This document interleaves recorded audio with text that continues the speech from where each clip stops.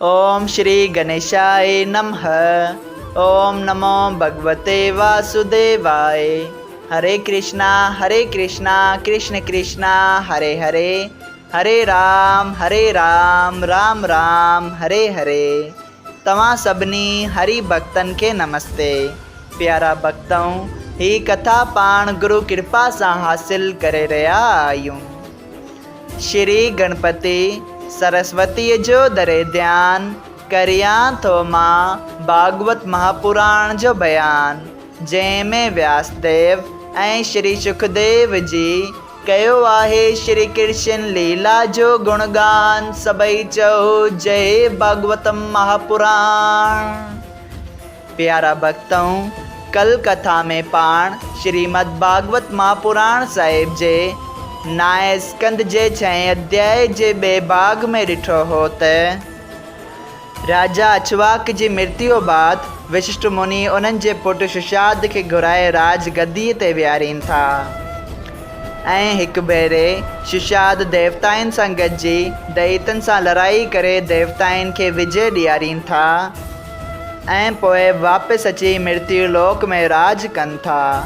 उन्हनि जे वंश में सावसत नाले राजा महाप्रतापी थियो, जंहिं सावित्रीपुरी वसाई ऐं उन जे पोटे कबलाशु दुंद नाले दैत सां लड़ाई कई ऐं उन जे पुट निखंबय जे वंश में नाशु नाले राजा महाप्रतापी ऐं महाबलवान पैदा थियो, जंहिंखे को बि औलाद न हो।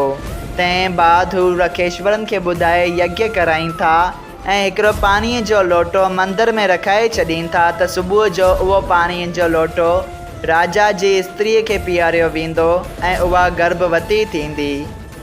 लेकिन राजा राति जो उञ लॻण सबबु करे उन लोटे में रखियल पाणी पीअनि था ऐं पाण गर्भ सां थी वञनि था ऐं 10 महीननि खां पोइ रखेश्वर उन्हनि जी डिलीवरी कराइनि था ऐं उन्हनि खां पोइ देवराज इंद्र उन जे पुट खे पंहिंजे अंगूठे मां अमृत पीआरीनि था, जंहिंजो नालो देवराज इंद्र मानदाता रखनि था।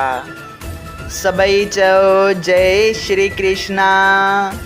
अॼु पाण उन ही कथा खे वधीक अॻिते वधाईंदे श्रीमद् भागवत महापुराण साहिब जे नाए स्कंद जे 6 अध्याय जो 3 भाग शुरू करे रहिया आहियूं। श्री सुखदेव जी चयो त हे राजा परीक्षित, सोबर रखेश्वर जमुना जी जे किनारे ते पाणीअ में वेही तप कयो हो। 60,000 वरिय तप करण खां पोइ हिकिड़े ॾींहुं रखेश्वर हिकिड़ी मच्छीअ खे पंहिंजनि बचनि समेत जल में विहार कंदो ॾिठो। तॾहिं ॿुढे हुअण ते बि मन में वीचार कयाई त गृहस्थ आश्रम ॾाढो चङो आहे। जॾहिं रखेश्वर खे गृहस्थ करण जी इच्छा थी, तॾहिं उन राजा मानदाता खे वञी चयो त ए राजा, तूं पंहिंजी हिकिड़ी छोकिरी मूं खे ॾे। राजा श्राप जे डप खां रखेश्वर खे जवाबु ॾिनो त हे महाराज, मूं खे 50 छोकिरियूं आहिनि। तव्हां राज मंदर में हली जेका छोकिरी पसंदि करियो सा तव्हांखे प्रणाए ॾियां।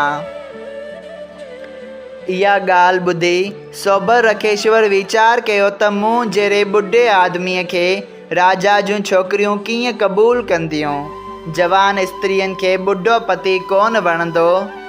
इहो वीचार करे रखेश्वर पंहिंजे तप जे बल सां पंहिंजी सूरत तमामु सुंदर ऐं अहिड़ी जवान ठाही जंहिंखे ॾिसी अप्सराऊं बि मोहिजी वञनि। जॾहिं उहो रखेश्वर पंहिंजो रूप अश्वनी कुमार जहिड़ो सुंदर बणाए राज मंदर में वियो, तॾहिं उन जी सुंदरता ऐं जवानीअ खे ॾिसी राजा जूं सभई छोकिरियूं लॼ छॾे उन ते मोहित थी वयूं। तॾहिं राजा मानदाता पंहिंजियूं 50 ई छोकिरियूं उन रखेश्वर खे विधि अनुसार प्रणाए ॾिनियूं ऐं रखेश्वर महाराज सभिनी स्त्रियुनि खे पंहिंजे मकान ते वठी आयो ऐं पंहिंजे जोग बल सां 50 विमान रतननि सां जरियल बाग ऐं तलाउ वग़ैरह सभिनी शयुनि समेत ठाहिया ऐं सोबर रखेश्वर 50 रूप धारे हर हिकु स्त्रीअ सां जुदा जुदा विमान में भोग विलास करणु लॻो। उहे सभई विमान रखेश्वर जी इच्छा अनुसार उॾामी इंद्रलोक ऐं ॿियनि हंधनि ते हलिया वेंदा हुआ। उन्हनि विमाणनि जी सोभिया ॾिसी देवताऊं, देवकन्याऊं, मानदाता ऐं ॿिया उन जी वॾाई कंदा हुआ। जॾहिं अहिड़ी तरह सुख सेज सां भोग विलास कंदे उनखे 50,000 पुट थिया ऐं उन जो वंश एतिरो वधियो जो उन जो ॻाणाटो थी नथो सघे, तॾहिं उन केतिरा ई ॾींहं संसारी सुख भोगे हिकिड़े ॾींहुं मन में वीचार कयो त मूं हेतिरा ॾींहं संसारी सुख ॾिठो, तॾहिं बि मुंहिंजो मन की न भरियो ऐं मूं पंहिंजे अज्ञान सां हरी सुमरण ऐं भॼन करणु छॾे ॾिनो ऐं संसारी माया में फासिजी ख़राबु थियसि। जे अहिड़ी तरह माया ॼार में फासी मरी वेंदसि त मुंहिंजो परलोक बिगड़ी वेंदो। तंहिं करे वरी परमेश्वर जो तप ऐं भॼन करणु घुरिजे। सभई चओ जय श्री कृष्णा।